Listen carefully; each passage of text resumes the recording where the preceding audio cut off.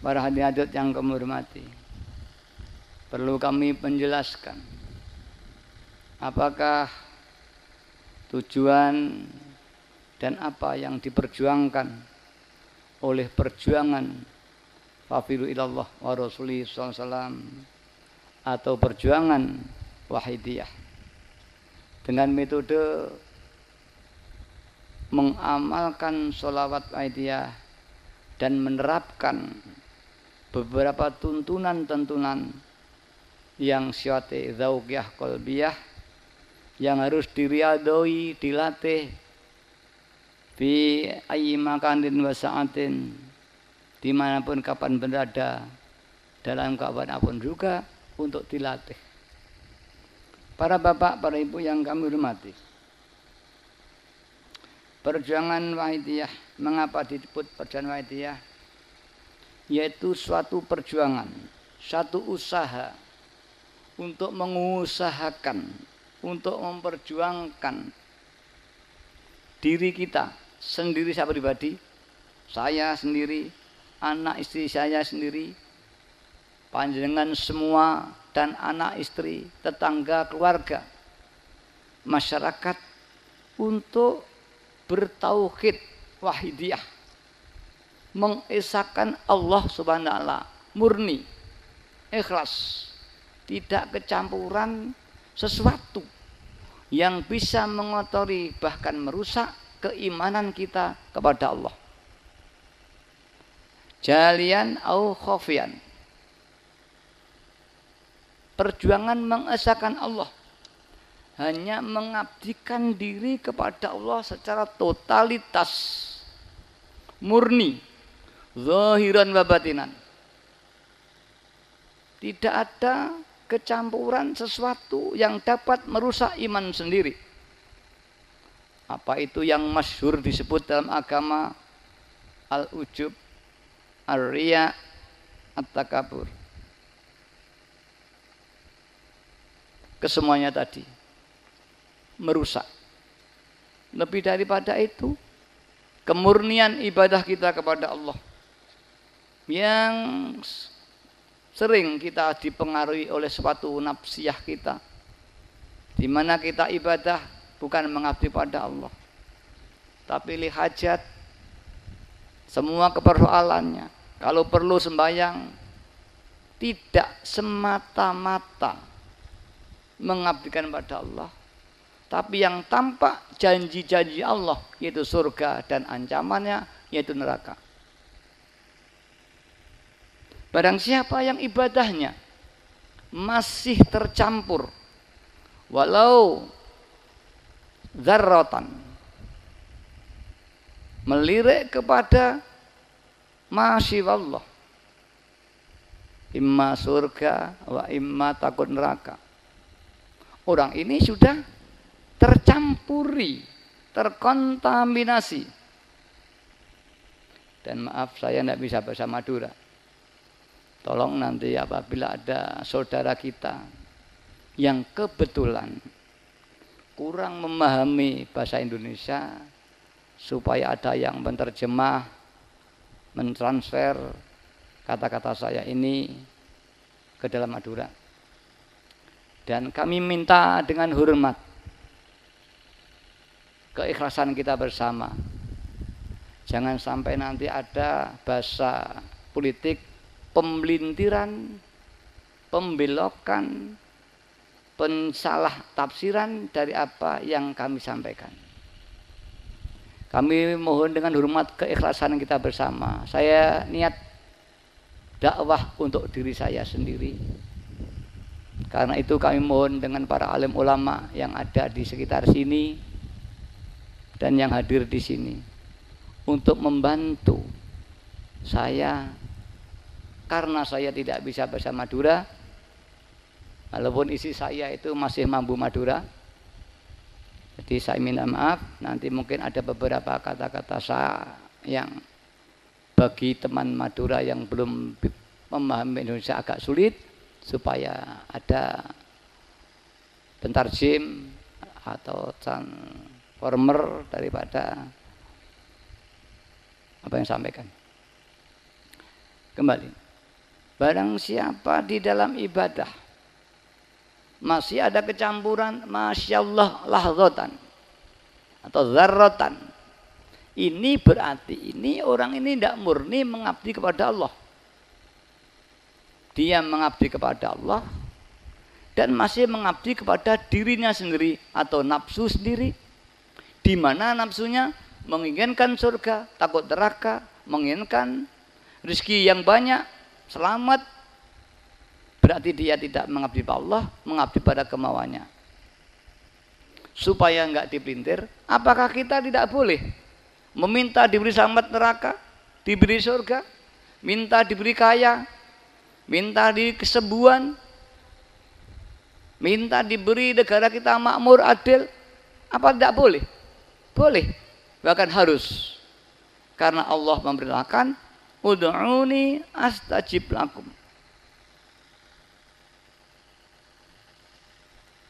Mohonlah kepadaku, sungguh aku akan mengijabahi. Justru karena perintah Allah ud'uni astajib lakum inilah, jangan sampai memohon itu karena keinginan. Harusnya mohon selamat neraka, diberi surga karena astajib, karena ud'uni. Sehingga kita ibadah minta selamat dari neraka, ingin di surga, ingin diberi rezeki yang jembar. Ini bukan karena surga itu, bukan karena neraka, bukan karena rezeki itu, tapi karena ud'uni, karena perintah Allah. Kalau kita minta karena perintah Allah, bukan karena ansih kepentingan surga, itu namanya mengabdi kepada Allah. Ini mudah, sepele. Tapi dalam satu praktek muamalah ini sulit. Begitu Allahu Akbar, yang tampak bukan dalam arti Allah, tapi yang tampak adalah gambaran surga, gambaran ini dan itu. Itulah para hadirin.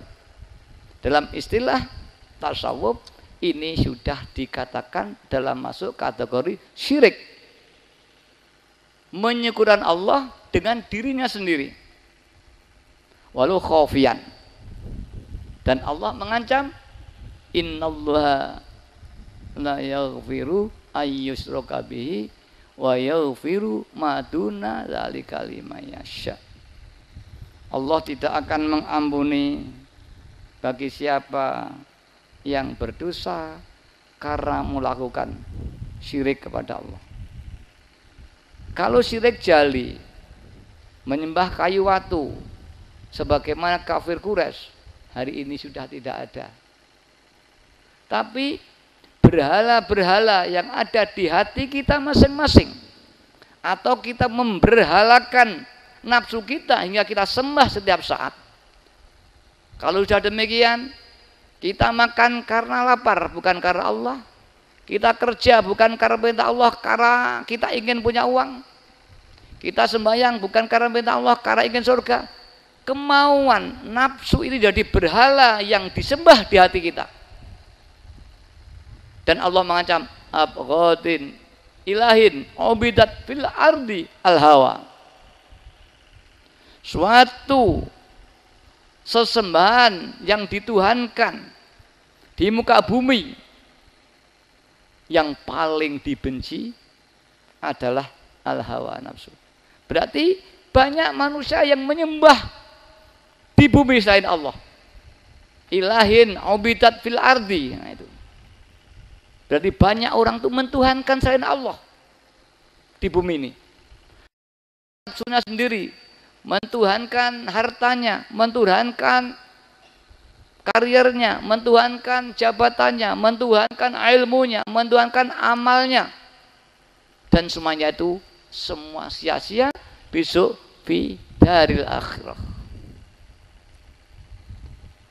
Kemurnian ibadah kita, kemurnian kehambaan kita kepada Allah di hadapan rububiyahnya Allah, inilah yang diperjuangkan wahidiyah. Ikhlas. Yang kedua, mengikhlaskan Allah dalam artian kita tidak akan merasa atau mengakui bahwa kita ini memiliki sebuah kemampuan langsung ada langsung sebagaimana mengimbangi Allah. Allah punya ilmu, kita merasa punya ilmu. Allah ghaniyun, kita juga merasa punya harta. Allah zat yang kudrah, kita merasa punya kekuasaan. Allah maha iradah, kita merasa suatu kemauan. Sifat-sifat Allah yang mukhalafatul lil hawadis. Kemudian kita mengaku merasa memiliki sifat-sifat yang sebagaimana dimiliki Allah. Padahal kita sudah yakin mukhalafatul hadis, kemudian kita masih mengaku pandai, mengaku kaya, mengaku punya jabatan, mengaku punya aman. Ini sama dengan mengaku syirik. Kalau tidak lillah namanya mengabdi kepada lainnya Allah. Kalau ini malah mengaku jadi Tuhan.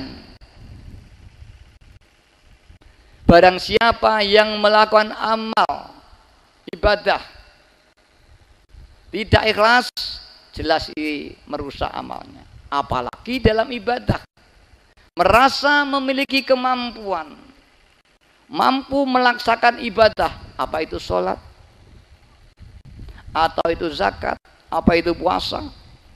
Nafsu yang pandai, kamu supaya syukur kamu telah bisa melakukan ibadah. Nafsunya bicara, kamu syukur kamu telah bisa puasa. Alhamdulillah saya bisa puasa. Alhamdulillah saya bisa sholat. Berita bahasanya alhamdulillah, tapi mengaku bisa sholat, padahal dia sholat itu disolatkan Allah. Wallahu khalaqakum wa ma ta'malun. Allah yang menciptakan surah kamu, zatiyah kamu, wa ma ta'malun, dan apapun yang kau lakukan, sholat, puasa, zakat, semua itu ma ta'malun, itu Allah yang menciptakan. Bagaimana kemudian kita mengaku, aku sholat sendiri, aku puasa sendiri, tidak disolatkan Allah, tidak dipuasakan Allah. Maka terjadilah di sini pengakuan tidak langsung bahwa dirinya punya kekuasaan sama dengan Allah. Ini namanya syirik. Khafi namanya, mengaku dari Tuhan tapi tidak dengan bahasa yang soreh, tidak terang-terangan. Indal arifin, ini sudah dosa sangat besar sekali dan masuk kategori ujub. Barang siapa merasa punya kebaikan, ini ujub, dan kebaikan itu bisa dipamerkan kepada orang lain atau lainnya Allah, maka itu terjadi ar-riya, bahkan takabur. Dan barang siapa dan amal ibadah termasuk sholat ada ujub, riya, dan takabur, menjadi ditolaknya, bukan batal, bukan sahnya batal, tertolaknya amal karena ada ujub, riya, takabur. Kira-kira inilah yang diperjuangkan Wahidiyah, hingga manusia mencari iman yang kamil, yang sempurna, yang dalam tasawuf masyhur disebut iman musyahadah atau iman ma'rifat kepada Allah. Iman musyahadah yaitu iman menyaksikan adanya Allah bi'anil basiroh, bukan bi'anil basar. Atau iman ma'rifat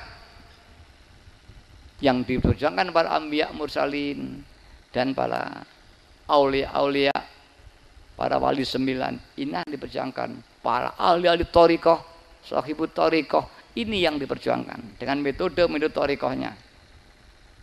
Kalau dia memakai sholawat. Para hadirin hadirat yang kami hormati, selama orang belum mencapai iman ini, termasuk saya sendiri, kalau di dalam podium ini saya bicara ini, kemudian saya merasa bisa berdiri, merasa memiliki ilmu, merasa saya bicara di hadapan panjenengan, ini saya syirik. Karena saya bicara ini dibicarakan Allah, digerakkan Allah, didirikan Allah. Bagaimana aku bisa mengaku? Lebih daripada takabur, aku merasa lebih pandai karena saya beri fatwa pada Bapak. mufti di atas yang diberi fatwa. Kalau saya niati beri fatwa, saya sudah takabur. Saya merasa lebih pandai, lebih baik daripada panjenengan semua. Karena itulah mari kita niati, saya memberikan fatwa pada diri saya sendiri. Dan panjenengan saya ajak bersama-sama taqarruban ilallah wa rasulihi sallallahu alaihi wasallam.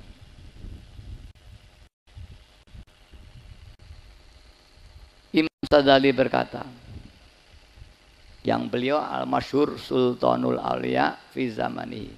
Mungkin saudara-saudara kita di ahli thariqah, terutama yang Sadiliyah, tidak asing dengan nama Syekh Habib Hasan Asy-Syadzili, atau kita para ahlus sunnah wal jamaah. Saya kira banyak di Madura ini yang berpaham ahlus sunnah wal jamaah, terutama teman Nahdliyin, ini tidak asing lagi dengan siapa? Beliau Syekh Habib Hasan Asy-Syadzili, gurunya Syekh Abil Abbas Al-Mursi. Yang Syekh Abil Abbas Al-Mursi gurunya Syekh Ibnu Athaillah Asy-Syakandari. Beliau yang mentaklif kitab Al-Hikam, kitab tasawuf yang masyhur di Indonesia, khususnya tanah Jawa, sebagai referensi pegangan para ulama-ulama sufi. Beliau mengatakan,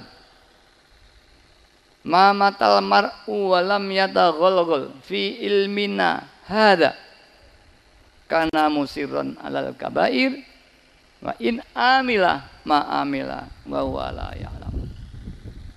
Barang siapa di antara kamu semua yang mati dan belum menerapkan, bukan belum memahami, belum memahami ilmu itu ya paham saja, belum menerapkan ilmuku ini dalam kehidupan, maka dia matinya dalam keadaan membawa dosa yang sangat besar. Walau amalnya sebanyak apapun juga. Bahkan justru makin banyak amalnya, indah zahiriyah, dia makin banyak dosanya kepada Allah. Mengapa? Karena dia mengaku telah melakukan amal ibadah, atau semua perbuatannya diaku, tidak binisbati kepada Allah SWT. Dan orang tidak akan bisa ini tanpa mengenyam ilmu Imam Sadali, yaitu ilmu musyahadah, ilmu ma'rifat. Inilah yang diperjuangkan perjalanan Maidiyah, sama dengan perjalanan thariqah. Dan yang saya katakan tadi bukan kata saya, kata Syekh Habib Hasan Asy-Syadzili. Saya yakin para ulama di sini taslim, bukan hanya mengakui kepada keulamaan Syekh Habib Hasan Asy-Syadzili, keulamaan Syekh Ibnu Athaillah Asy-Syakandari, Abil Abbas Al-Mursi, maupun Syekh Abdul Salam Al-Masisi, ulama-ulama besar dalam dunia tasawuf. Beliau tadi mengatakan itu. Karena itu kalau kita koreksi para hadirat, ibadah kita sebetulnya masih banyak sekali yang palsu. Mira besok di akhirat nanti para hadirat, kita berkata bahwa ketika kita di akhirat kita tidak mendapat apa-apa, kemudian kita matur pada Allah, ya Allah, aku dulu wong ahli amal, mengapa sekarang saya tidak dimasukkan? Kadzabta, bohong kamu. Kamu dulu tidak ibadah padaku. Saya setiap hari sholat, puasa, zakat. Mengapa dia katakan ibadah? Betul kamu melakukan fi'liyatus sholah, tapi kamu tidak qiyamus sholah. Fi'liyatus sholah memang iya. Kamu sholat kaifiyahnya, tapi kamu tidak mendirikan sholat karena kamu tidak lillah, tidak karena Allah kau sholat itu, karena surga, karena neraka, karena itu maka kamu sungguhnya tidak mengabdi kepada Allah. Kadzabta, bohong kamu. Kita bisa akan menemui semacam itu di hadapan Allah Subhanahu wa ta'ala. Belum lagi kita tidak menemui wa ma khalaqtul jinna wal insa illa liya'budun. bahwa tiada aku menciptakan bangsa jin dan manusia melainkan untuk mengabdikan diri kepadaku. Ini kata Rasul, kata Allah Subhanahu wa taala. Para bapak, para ibu yang hormati, untuk mencapai inilah para ulama-ulama sufi khususnya. Mengapa saya sebut ulama sufi?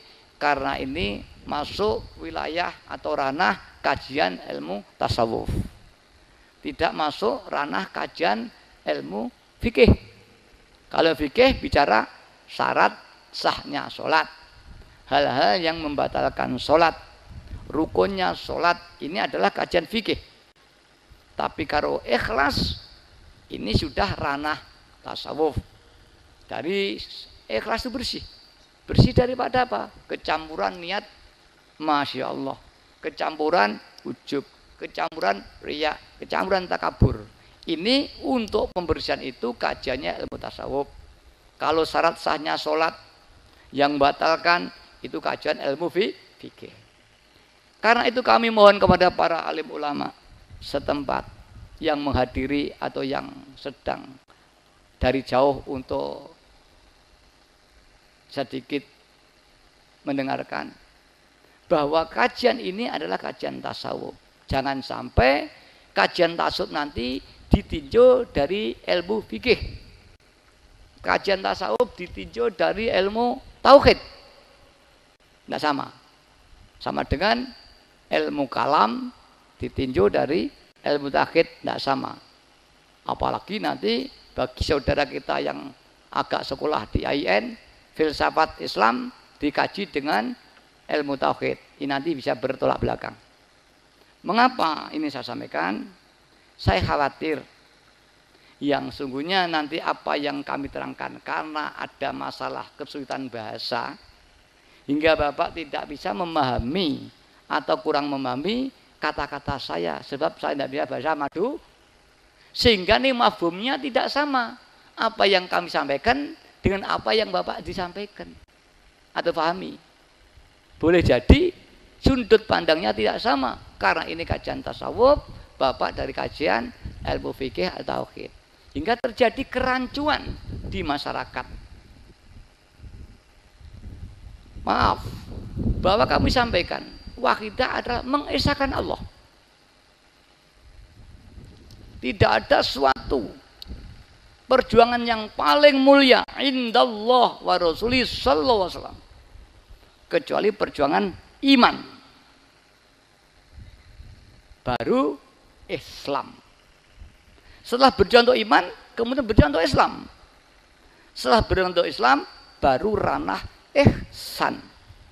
Dan di fikih tidak pernah membahas mawal ihsan. Tidak ada kajian. Hanya apa itu lafdiyah saja. Al-ihsan wa'bud ka'annaka tarah fa ilam takun fakun fa innahu yaraka. Itu arti bahasa saja, bukan arti tahu. Ini di fikih karena di pondok-pondok tidak pernah dibahas ihsan secara detail. Apalagi kajian tasawuf atau ma'rifat di pondok. Karena itulah memang kajian ini agak asing.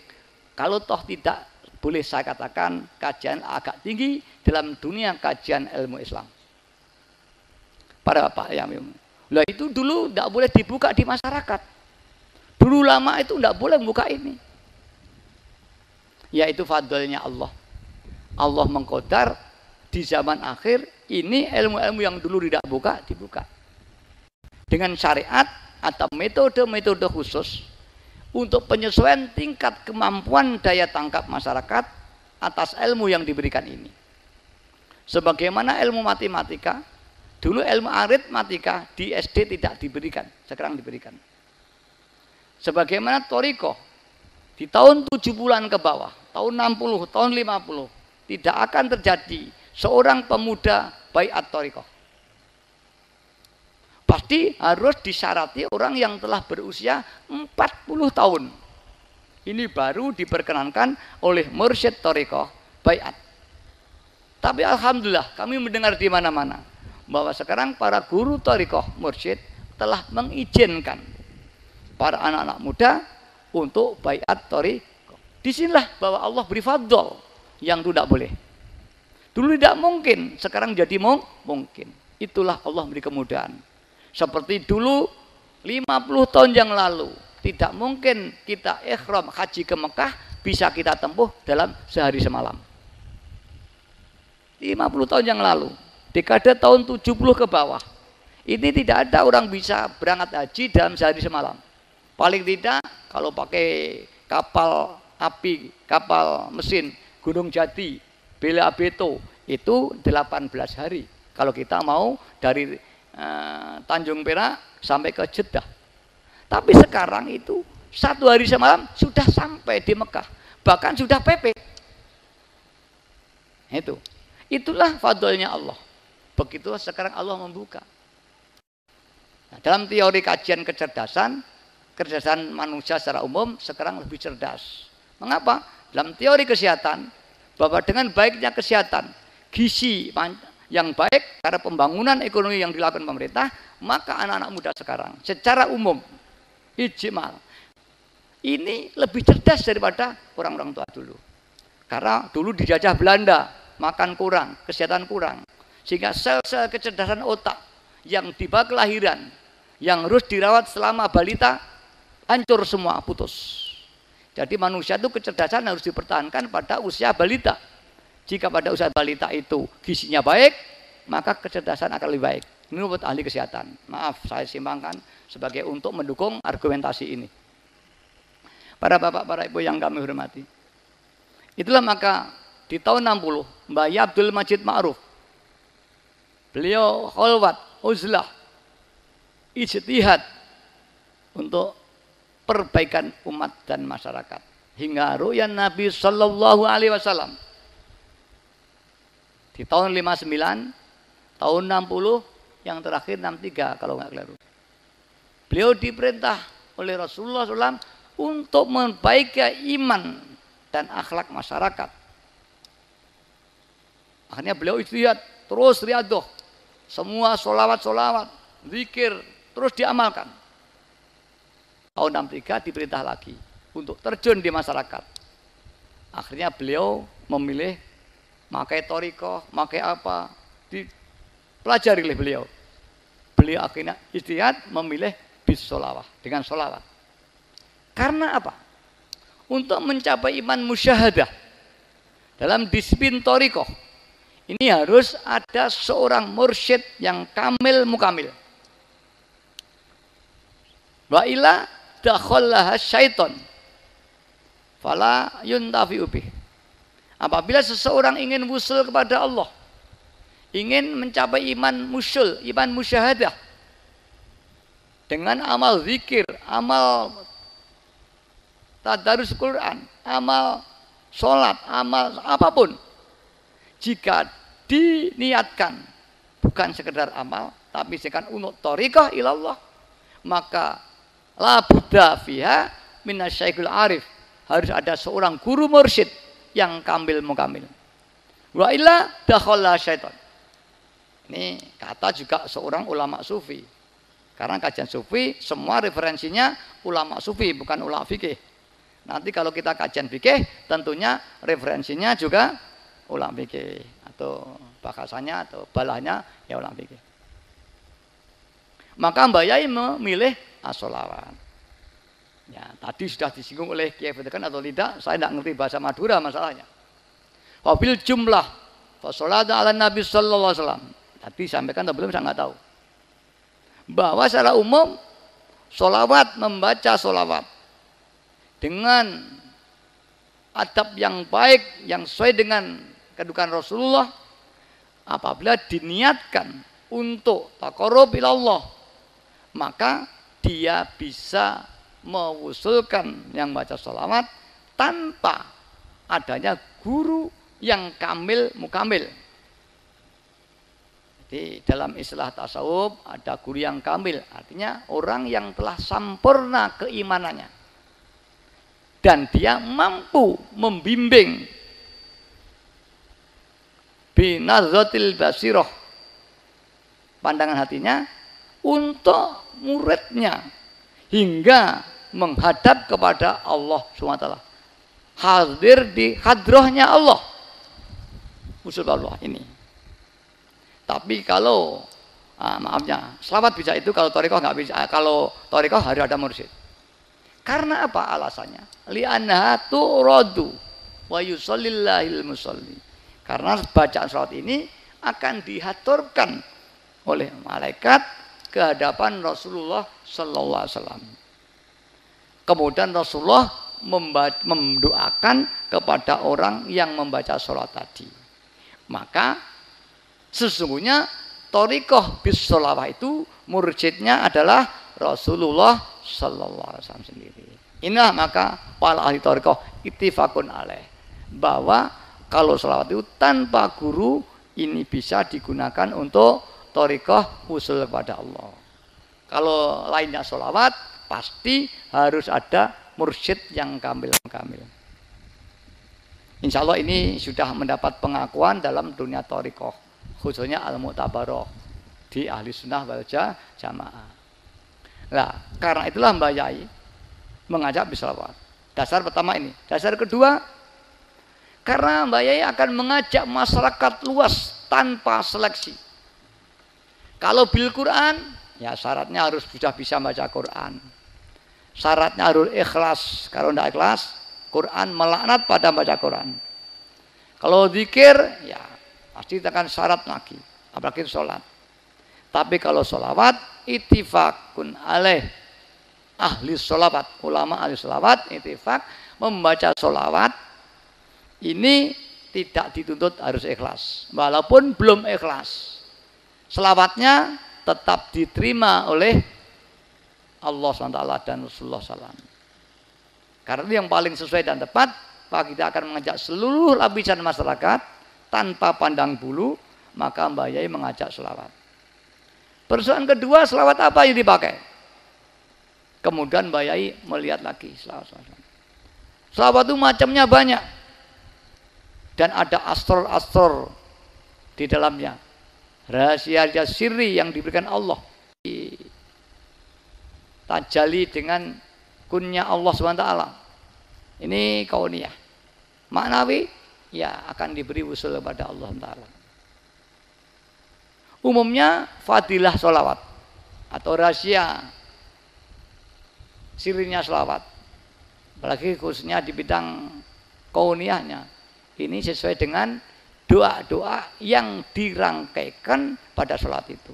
Maka ada sholawat yang masyhur, misalkan mungkin di Madura, sholawat kamilah atau sholawat nariyah. Apalagi diperbanyak pada tataran tertentu, walaupun ini ada hadisnya, ini akan diijabahi. Yang dikarang oleh Syekh Taji, kalau nggak keliru. Misalkan sholat Masisiyah yang dikarang oleh Syekh Abisam Al-Masisi. Mungkin selawat Munjiat, ada selawat Badawi yang dikarang oleh Ahmad Al-Badawi. Ini yang kondang kereng sekali. Maka dulu lah jangan, kalau memang selawat Badawi jangan terlalu banyak. Kalau tidak kuat kamu jazab. Bahkan bahasanya enggak jazab, kamu ini gila. Tapi banyak orang yang diberi masyhur ijabah lisannya, kun karomanya dibuka Ainul Basirah itu bisa Badawi banyak. Termasuk Mbah Hamid, Kiai Hamid Pasuruan. Ini juga diantaranya Saat Badawi. Mbah Yai mempeng saat tadi dipempeng semua. Masisiyah, Munjiat, Selawat Nariyah. Bahkan pernah cerita dengan saya. Saya itu mempeng nariyah bukan hanya 4.444. Fi ayyi makanin wa sa'atin saya mempeng. Hingga alhamdulillah saya oleh Allah diberi bisa membaca sholawat dalam keadaan tidur. Yang tidur raga saya, tapi jiwa saya tetap membaca. Hingga saya tidur, tapi bisa melihat siapa datang di kamar saya, siapa yang datang. Ini Mbak Yai dengan saya, karena mempengnya sekali membaca selawat nariyah, pernah dimempeng sekali. Saat Badawi, ini banyak. Maka kemudian Mbak Yai mentaklif selawat yang dimaksudkan untuk mohon syafaat Rasul hingga permohonan kita kepada Allah ini dijabahi bab usul. Di sanalah satu ayat dikatakan ada doa di dalam salat Wahidiyah yang nomor 2 disebut salat ma'rifat atau kama ta'alu nas'alakallahumma antughrikona filujati bahril wahdah hatta la nara wala nasma'a wala najida wala nukhissa wala nataharraka wala naskuna illa biha. Ya Allah, tenggelamkanlah aku ke samudra keesaanku hingga aku tidak melihat, tidak mendengar, tidak diam, tidak gerak, tidak menemukan kecuali biha. Geraknya digerakkan Allah, melihatnya dilihatkan Allah dan sebagainya. Inilah orang kalau sudah diberi iman demikian hati, ini namanya sudah mencapai iman musyahadah. Dan iman musyahadah yang zauki ini mungkin dalam dunia tarekoh disebut makom farku. Kalau di Wahidiyah sebut makom Wahidiyah. Dan nanti ada makom jam'u. Kalau tarekoh, kalau di Wahidiyah ada makom ahadiyah. Kemudian ada farkul awal dan farkul tsani dan sebagainya. Saya tidak akan terlalu jauh ke sana karena memang ini masih permulaan. Para bapak, para ibu yang kami hormati, maka alhamdulillah sedikit banyak saudara kita yang telah membaca, mengamalkan seluruhnya atau sebagian daripada rangkaian doa salat Wahidiyah dan menerapkan tuntunan praktis, baik itu kaifiyah qalbiyah atau adab-adabiyah di dalam amalah Wahidiyah, maka sedikit banyak dibukakan oleh Allah berupa ketenangan dalam hati, meningkat imannya, mudah merasa dosa, mudah menangis ingat dosa-dosanya. Yang asalnya orang itu nakal menjadi baik, yang tidak suka ibadah menjadi ibadah. Maka banyak pengamal Wahidiyah yang dulunya orang nakal, istilah Jawa molimo, alhamdulillah menjadi orang baik. Bahkan ada saudara kita yang belum seagama kita, belum Islam, bahkan di Bali ini banyak orang Hindu setelah kemasukan ya Sayyidi ya Rasulullah dia menjadi iman. Karena apa? Karena dapat syafaat Rasulullah sallallahu alaihi wasallam. Di Bali banyak, di Denpasar, di Negara, di Karangasem, di mana Jubung, Ubung atau mana itu. Ini banyak pengamal Wahidiyah. Dan sudah ada perwakilan Yayasan Wahidiyah di Bali. Di Irian Barat, alhamdulillah sudah banyak. Merata di seluruh tanah air. Di Jawa Timur sudah punya perwakilan. Tinggal Situbondo yang belum kita bentuk. Sampai tingkat kecamatan dengan jamaah. Di Madura, mulai Bangkalan, Sampang, Pamekasan dan Sumeneb sudah. Mungkin yang terbanyak baru di Sumeneb. Karena yang paling tertua pengamal Wahidiyah di Sumeneb. Di Sumatera, di Manado, di daerah Katolik sudah ada. Di Ambon sudah ada, alhamdulillah. Mengapa? Ini rahasianya bil hidayah. Dakwah hidayah adalah metode hidayah, bukan metode taklimul ilmi. Jadi metode dakwah ada taklimul ilmi, ilmu nanti menuntun. Teorinya begitu. Padahal itu ya bukan ilmu, masih riwayat. Kalau Wahidiyah tidak, hidayah. Bahwa orang iman bukan karena ilmu, karena hidayah. Lah hidayah itu dimohon kepada Allah. Kalau ilmu itu dicari. Tolak, kalau ilmu tolak. Kalau hidayah tidak, memohon kepada Allah. Maka di Wahidiyah diajak memohon kepada Allah supaya diberi taufik hidayah hingga wusul kepada Allah Subhanahu. Ini kita penjelasan. Maka Wahidiyah ini adalah perjuangan keimanan yang murni. Tidak ada paling murni iman kecuali iman musyahadah.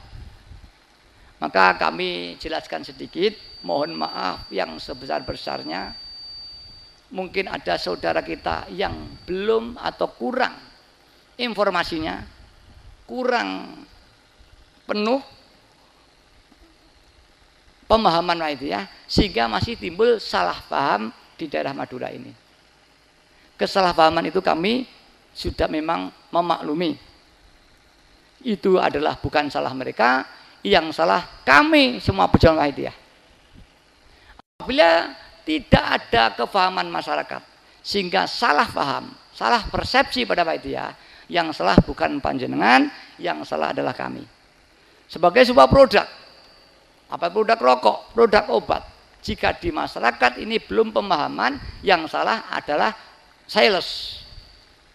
Perusahaan itu sendiri kurang mensosialisasikan hingga pemahamannya tidak utuh sebagian, hingga salah untuk memahami produk itu. Begitulah perjalanan Wahyidiyah. Jika ada di antara saudara-saudara kita yang ada di Madura kurang memahami kepada Wahyidiyah, sekali lagi yang salah adalah kami para pejuang Wahyidiyah yang kurang mampu menjelaskan, hingga panjenengan kurang pas di dalam memahami Wahyidiyah, hingga terjadi suatu pendapat bahwa Wahyidiyah seolah-olah ajaran sesat. Ini kurang paham. Jelas bahwa kita mengajak usul kepada Allah, dan tidak ada iman yang ala ila usul pada Allah. Bahkan dikatakan oleh ulama, dzarratun min amalil qalbi khairum min amsalil jibal min amalil jawarih. Sedetik ibadahnya orang yang telah wusul, istilah ahli thariqah, kalau Wahyidiyah lillah billah, sama dengan segunung ibadahnya orang yang belum lillah billah. Karena orang yang belum lillah billah pasti ada ujub, tidak takabur, termasuk saya. Dan lillah billah itu tidak bisa continue, tidak bisa istiqomah, kadang datang hilang. Iman itu juga itu, nggak bisa istiqomah. Maka akbaru karomah istiqomah fil iman. Di sana akbaru karomah istiqomah. Nah, itu. Biasanya ini pada orang-orang yang alimu amalah, ahli amal wiridan, ahli qiyamulail, dikatakan akbaru karomah istiqomah. Tapi sesungguhnya bukan istiqomah fil amalah, istiqomah fil iman. Karena iman manusia itu datang pergi, datang pergi, datang pergi. Seperti zikir sendiri, ingat pergi, ingat pergi, ingat pergi. Maka kondisi apabila manusia dicabut dalam keadaan iman kita lepas, maka kita mati tidak iman. Iman seperti pakaian ini, kadang hilang, kita tidak terasa. Ketika kita ingat pada Allah dan kita iman, itu beriman. Dan ketika kita lupa pada Allah, iman kita hilang, itu namanya. Orang iman itu orang percaya, berarti ingat yang dipercaya. Ketika dia tidak ingat, hilang imannya. Setuju? Maka ketika kita ingat, iman datang. Ketika kita lupa, ya kita iman. Ketika ditanya, kamu ingat pada Allah? Ingat lagi kepada Allah. Dia jawab, iman. Iman adalah tidak istiqomah. Karena itu kita mohon pada Allah supaya diberi istiqomah fil iman. Begitu iman musyahadah, ini sama, bergelombang.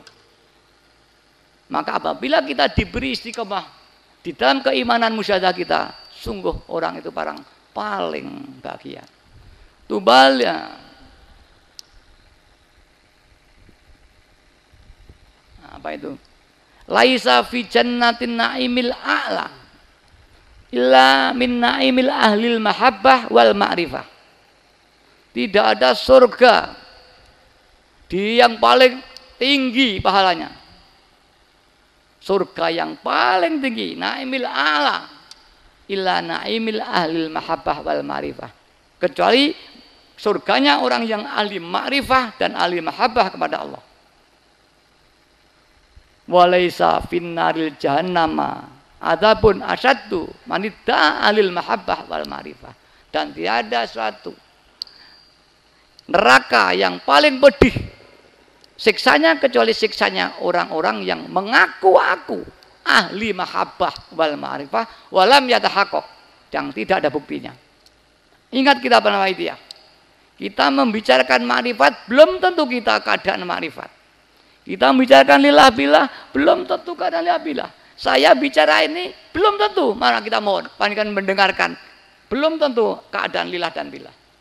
Karena kita mohon pada Allah, hidayahnya Allah pada kita, fadlnya Allah, hingga kita istiqomah di dalam lillah dan bil. Satu detik ibadahnya orang yang lillah billah sama dengan gunung. Sebringkil, segumpal, semas itu lebih besar daripada 1 kilo tanah. Kalau perlu saya itu truk pasir itu masih kalah dengan segumpal emas. Begitulah iman seseorang, amal seorang. Kalau orang itu salih, bila imannya itu nilainya sangat tinggi. Karena itulah ini yang diperjuangkan oleh Wahidiyah.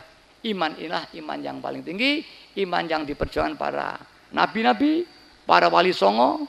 Dulu mencari sulit, seperti Sunan Kalijogo, Riyadoh berbulan-bulan untuk mencari iman musyahadah dengan dibimbing beliau Sunan Bonang.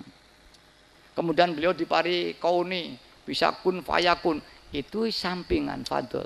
Yang dicari bukan itu. Walau mulanya dia ingin karomah kauniyah, karena dia kagum dengan Sunan Bonang, kun yaitu buah kolang-kaling menjadi emas. Dia terpincut itulah kemudian mencari Sunan Bonang, kemudian berguru. Kemudian oleh Sunan Bonang diarahkan lebih bagus lagi daripada ilmu itu, ya ilmu musyahadah. Akhirnya Sunan Bonang mempelajari ini hingga masyhur jadi aulia, termasuk bagian daripada wali 9. Para hadirin yang kami hormati, kita orang biasa, alhamdulillah dikenalkan dengan iman musyahadah. Para hadirin yang kami hormati, apapun kejadian, kekurang pahaman, itu harus kita akoni yang salah kita.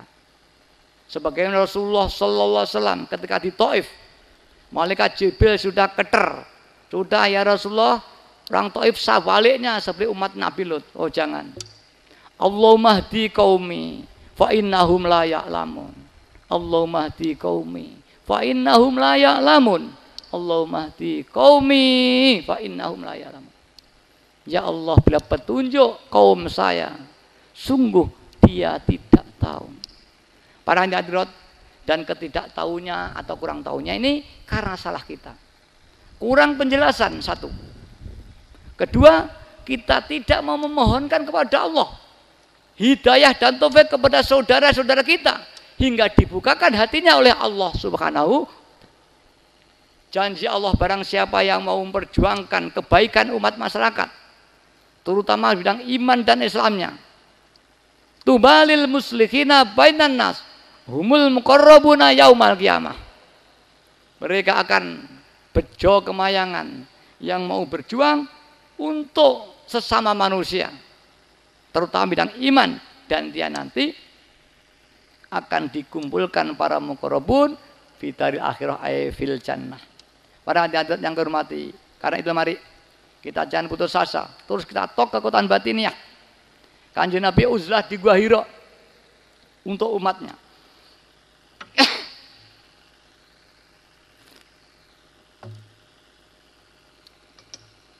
Karena itu mari kita derek makmum Rasulullah SAW diajak mbaya untuk berjuang untuk umat masyarakat. Sungguh tiada yang paling mulia di hadapan Allah kecuali orang yang berjuang untuk keimanan kepada Allah. Dan iman pun tingkat-tingkat, dari imanul am, imanul abidin, wa imanul arifin. Dan yang diperjuangkan Wahidiyah adalah imanul arifin yang paling tinggi. Dan iman arifin ini sudah di atas daripada ihsan. Ihsan itu dalam thariqah masih awal sebuah marifat, akhir thariqah awal sebuah marifat. Thariqah itu kalau sudah mencapai pada tingkat yang paling tinggi, maka akan masuk pada makom muraqabah. Makom muraqabah ini adalah makom ihsan, dan ini awal marifat karena di sana masih ada aku, masih aku muraqabah, aku ini belum billah.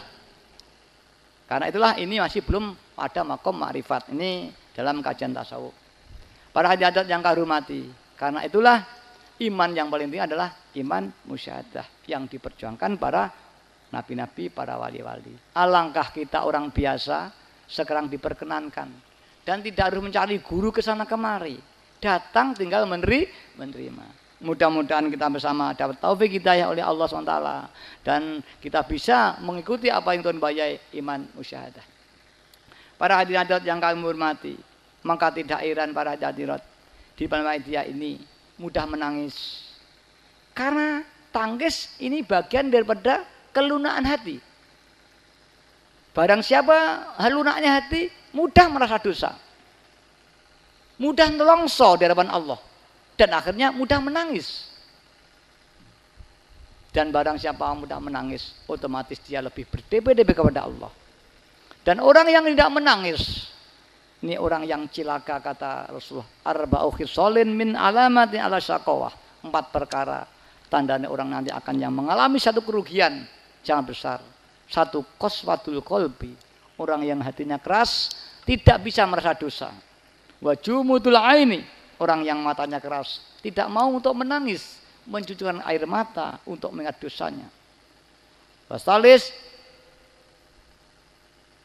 hubbud dunya, demen dunia, tidak hubbullah, tidak hubbul akhirah.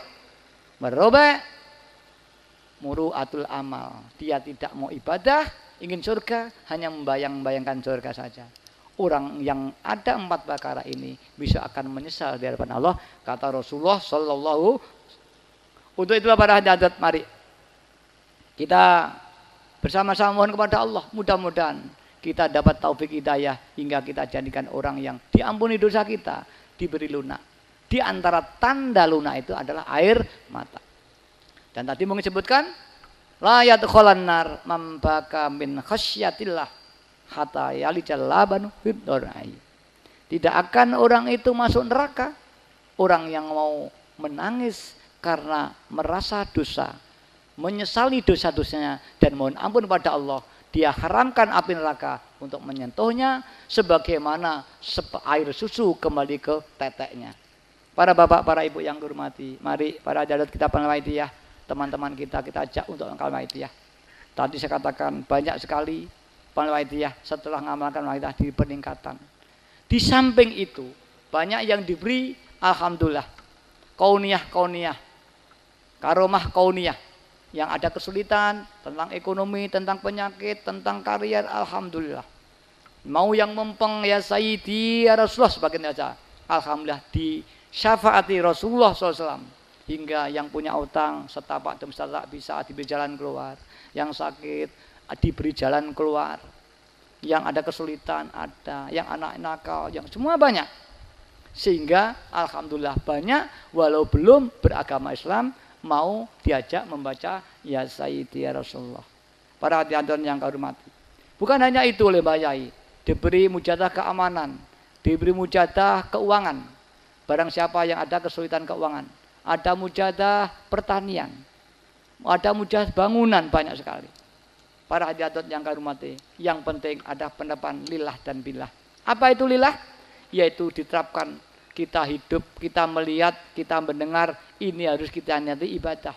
Sholat kita, zakat kita, ke pasar kita, ke laut, datang ke pengajian, itu diniati lillah semata-mata karena perintah Allah. Tidak karena undangan, tidak karena cari uang, karena perintah Allah. Kita mencari ilmu bukan karena ingin alim, karena perintah Allah dan Rasulnya. Kita tidur lillah, makan lillah, mandi lillah, semuanya akan jadi ibadah. Mengapa? Karena hadis Rasulullah SAW, innama a'malu binniyati wa innama likulli imri'in nawa. Semua perbuatan itu tergantung niat. Jika diniati ibadah, jadilah ibadah. Walau itu makan, minum, tidur, bersekolah, mendidik anak. Jika tidak diniati, ya bukan ibadah. Karena an-niyah rohul amal. Wa kaifiatul amal itu ya jismil amal. Para hadirat, barang siapa yang hatinya terus niat, maka jadi ibadah semua hidupnya. Hingga Rasulullah bersabda, banyak ada dan umatku yang di dunianya tidak tampak ahli ibadah, ternyata di akhiratnya dia penuh catatan ibadahnya. Dan ada umatku, kata Rasulullah SAW, di dunianya kelihatannya ahli ibadah, qiyamul lail, puasa terus, tapi tidak ada catatannya. Itu diantaranya rasanya karena kurang lil. Ini diterapkan. Yang udah billah, la haula wala quwata illa billah. Kita melihat, kita mendengar, kita membaca sholawat, kita baca, ini yang menggerakkan Allah, yang menggerakkan Allah. Mendengar itu, mesin itu, Allah yang mendengarkan, melihat lampu, Allah yang melihatkan, lampu itu yang menciptakan, hingga dalam istilah orang tasawuf, ya rallaha fi kulli syai'. Melihat Allah dalam segala benda. Maaf, ini juga jangan disalahpahami. Wah, Tuhan melihat Tuhan di mana-mana. Ini jadi kafir lagi, syirik lagi. Maaf, ini bukan bi'anil basiroh. Memang bahasanya melihat seperti Alexander, wa'bud ka'annaka tarahu, sembahyang seolah kau melihat Tuhan. Karena itu bukan bi'anil basor. Hadisnya begitu, wa'bud ka'annaka tarahu. Nah Tuhan itu tidak mau wujud kok dilihat. Nah ini salah pemahaman saja. Melihat bi'anil basiroh, melihat dengan mata hati. Begitulah kita ya Allah bikul syai, bukan melihat dengan mata Tuhan ada di mana-mana. Itu nanti syirik. Pemahamannya sekali lagi harus pemahaman dengan disiplin ilmu thariqah. Jangan ilmu thariqah di disiplin ilmu fikih. Dalam minat tasawuf saya dengar ya Allah bikul syai, melihat Allah ada di mana-mana. Artinya begitu kita melihat makhluk, begitu kita ingat itu Allah yang menciptakan. Begitu kita bergerak, Allah yang menggerakkan. Kita tidur, Allah yang menggerakkan. Itulah namanya melihat. Bahkan ada sampai aulia itu menulis tembok tulis Allah, Allah, Allah, Allah, Allah. Ini dia baru melihat lafal Allah, belum melihat Allah. Tulis tembok Allah. Ada dulu di Kediri ada namanya seorang Mbah Yai Asraf, Masyhur Majrubin. Itu udah tembok Allah, Allah gembreng Allah tulis. Tapi almarhum. Ini Soilul Karomah juga. Namanya Kiai Asraf. Masyhur. Ini dalam keadaan jazab. Ini belum pada makom istiqomah katanya orang ahli tasawuf. Tuh, masih fana saja dia. Dan dia kalau perlu belum fana zat, masih fana asma. Allah, Allah itu karena itu nulis Allah. Dia masih pada bukan fana zat, fana asma. Nah itulah tingkatan-tingkatan nanti. Dia tulis Allah, Allah, Allah, Allah di mana aja. Sudah mukanya Allah, lapangnya Allah, dia lihat apa Allah. Mungkin dia ingin melihat Allah ada di mana-mana. Dibantu visual dengan lafal Allah. Padahal tidak itu maksudnya. Dia melihat Allah itu adalah begitu melihat makhluk, Allah yang menciptakan. Hingga ya Allah fi kulli syai' fihi wa ma'u dan sebagainya sana. Para hadirin insyaallah ini kami sudah jelas penjelasan saya.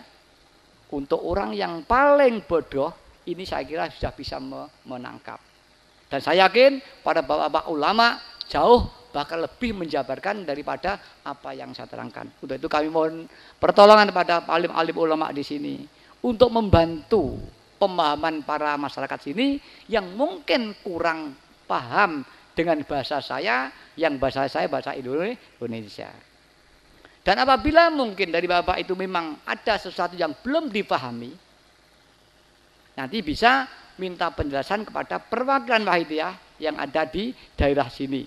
Apa itu tingkat kabupaten atau telanaan atau kalau perlu ke pusat perjalanan Wahidiyah yang ada di Pondok Pesantren Kedung. Insya Allah sedapat mungkin semampu kita akan memberi penjelasan dan mudah-mudahan penjelasan itu disertai taufik hidayah oleh Allah SWT hingga kita bersama-sama dibuka hati kita isyarullah qarrab ilallah wa rasulihi sallallahu alaihi wasallam. Para bapak, para ibu yang kami hormati, demikian yang saya sampaikan.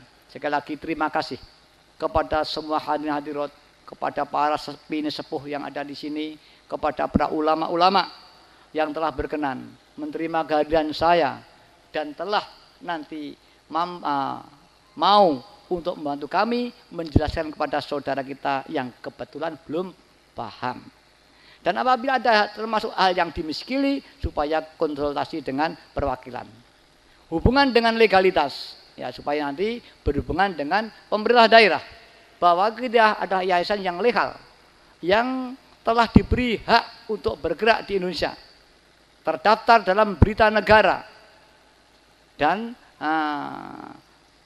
sudah terdata di pemerintah dalam negeri, di pemerintah Jawa Timur, dan di Kabupaten Pamekasan, Sumeneb, semua kita legal sebagaimana organisasi yang lain. Organisasi legal seperti Muhammadiyah, NU, itu juga legal, mendapat perlindungan hukum. Kami pun juga mendapat perlindungan hukum. Untuk itu kami mohon kepada para bapak pejabat di sini, dengan sukarela mohon perlindungannya atas perjuangan Wahidiyah ini yang tentunya kita telah memiliki azas kelegalan, punya hak yang sama untuk mendapat perlakuan dan perlindungan dari bapak penguasa yang ada di Pamekasan ini. Dan untuk itu kami sangat terima kasih kepada para bapak pejabat yang telah memberikan pelindungan kepada pengamal kita ada sini dan ucap jazakumullahu khairati wa sa'adati dunya wal akhirah. Para bapak, para ibu yang kami hormati, yang terakhir mari kita bersama-sama menangis di hadapan Allah SWT. Kita praktekkan, maukah hati kita untuk diajak merasa dosa di hadapan Allah SWT? Maukah hati kita untuk diajak menangis di hadapan Allah SWT? Dan kita tekan lillah dan billah. Kita bayangkan Kanjeng Nabi hadir di hadapan kita. Jangan ada di antara kita yang merasa tidak punya kejelekan. Yang jangan ada yang merasa tidak punya dosa. Bayangkan dosa kita segunung kita pikul di belakang kita. Kita minta ampun dosa kita, dosa anak kita, istri kita, dosa nenek-nenek kita yang telah mati di kuburan sana. Mari. Al-Fatihah. Al-Fatihah. Al-Fatihah. Allahumma ya wahidu ya ahad, ya wajidu ya jawad, salli wa sallim wa barik ala sayyidina Muhammad wa ala ali sayyidina Muhammad fi kulli lamhatin wa nafasin bi'adati ma'lumatillahi afiyudati wa amdadi. Allahumma ya wahidu ya ahad, ya wajidu ya jawad, salli wa sallim wa barik ala sayyidina Muhammad wa ala ali sayyidina fi kulli lamhatin wa nafasin bi'adati ma'lumatillahi afiyudati wa amdadi. Wa bi jahi sayyidina Muhammadin sallallahu alaihi wasallam wa bi barakati ghauzi hadaz zaman wa awanihi wa sairi awliyaika ya Allah, ya Allah, ya Allah, radiyallahu ta'ala anhum. Allahumma bihaqqi ismikal azam wa bi jahi sayyidina Muhammadin sallallahu alaihi wasallam wa bi barakati ghauzi hadaz zaman wa awanihi wa sairi awliyaika ya Allah, ya Allah, ya Allah, radiyallahu ta'ala anhu. Allahumma bihaqqi ismikal azam wa bi jahi sayyidina Muhammadin sallallahu alaihi wasallam wa bi barakati ghauzi hadaz zaman wa awanihi wa sairi awliyaika ya Allah, ya Allah, ya Allah, radiyallahu ta'ala anhu. Balligh jami'al alamin nida'ana hadza waj'al bi ta'siram baligh. Balligh jami'al alamin nida'ana hadza waj'al bi ta'siram baligh. Balligh jami'al alamin nida'ana hadza waj'al bi ta'siram baligh. Wa innaka ala kulli syai'in qadir bil ijabati jadir. Wa innaka ala kulli syai'in qadir bil ijabati jadir. Wa innaka ala kulli syai'in qadir bil ijabati jadir. Wa firru ila Allah. Wa firru ila Allah. Wa firru ila Allah. Wa firru ila Allah. Wa firru ila Allah. Wa firru ila Allah. Wa firru ila Allah. Wa qul ja'al haqq wa zaqal batil. Innal batila kana zahuqa. Wa qul ja'al haqq wa zaqal batil. Innal batila kana zahuqa. Wa qul ja'al haqq wa zaqal batil. Innal batila kana zahuqa. Al-Fatihah. Para hadirin hadirat yang kami hormati, mari kita yakin yang seyakin-yakinnya permohonan tadi dijawab oleh Allah SWT dengan dasar anna inda dzanni abdi bi, aku keyakinan hambaku, jika hambaku yakin ijabah maka akan ijabah. Para hadirin hadirat yang kami hormati, demikian yang bisa kami sampaikan. Ada kurang dan lebih, kami mohon maaf yang sebesar-besarnya. Sekali lagi saya mohon bantuan daripada tokoh-tokoh di sini untuk membantu. Mungkin ada saudara kita yang belum pahami untuk memberi penjelasan yang sesuai dengan apa yang kami sampaikan. Karena sekali lagi saya tidak bisa bahasa Madura. Para bapak, para ibu yang hormati, akhirnya kami sampaikan terima kasih atas segala waktu dan kesempatan diberikan saya. Teriring doa jazakumullahu khairati wa sa'adati dunya wal akhirah.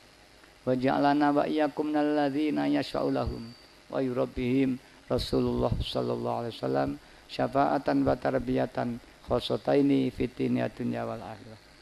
Billahi taufiq wal hidayah wa min Rasulillah sallallahu alaihi wasallam asy-syawa tarbiyah wa min ghaus zaman an-nadhur barakah. Wassalamualaikum warahmatullahi wabarakatuh.